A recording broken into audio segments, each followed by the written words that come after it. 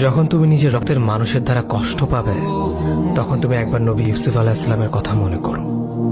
তিনি কিভাবে নিজের ভাইয়ের দ্বারা প্রতারিত হয়েছিল। যখন তোমার বাবা মা না বোঝে তোমার বিরুদ্ধাচরণ করে, তখন নবী ইব্রাহিম আলাইহিস সালামের কথা মনে করো। তার বাবা তাকে আগুনে নিক্ষেপ করায় ভূমিকা রেখেছিল।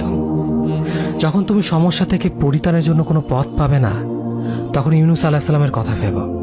তিনি কতটা সময় তিমি মাছের পেটে আটকা পড়েছিল। যখন তোমার নামে কেউ মিথ্যা অপবাদ ছড়িয়ে দেবে, তখন মা আয়েশা রাদিয়াল্লাহু আনহার কথা মনে করো। তার নামে পুরো শহর জুড়ে কুৎসা রচনা করা হয়েছিল। যখন তুমি অসুস্থ ব্যথার যন্ত্রণায় কাতরাতে থাকো, তখন নবী আইয়ুব আলাইহিস সালামের কথা ভেবো। তিনি ভয়ঙ্কর এক ভাইরাসজনিত রোগে আক্রান্ত হয়ে তোমার থেকে বেশি কষ্ট পেয়েছিল। যখন তুমি দিনের কোনো বিধান নীতিতে যুক্তি খুঁজে পাও না, তখন নবী নূহ আলাইহিস সালামের কথা ভেবো। তিনি কোনো প্রশ্ন ছাড়াই মরুভূমিতে নৌকা তৈরি করেছিল।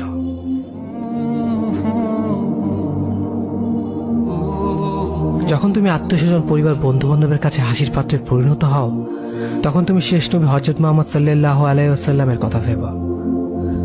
রাসূল সাল্লাল্লাহু আলাইহি ওয়াসাল্লাম বলেছিলেন, সবচেয়ে বড় পরীক্ষা দিয়ে সব থেকে বড় পুরস্কার আসে। যখন আল্লাহ কাউকে ভালোবাসেন, তখন তাকে পরীক্ষা করেন, এবং যে এই পরীক্ষাগুলো মেনে নেয়, সে আল্লাহর সন্তুষ্টি অর্জন করে।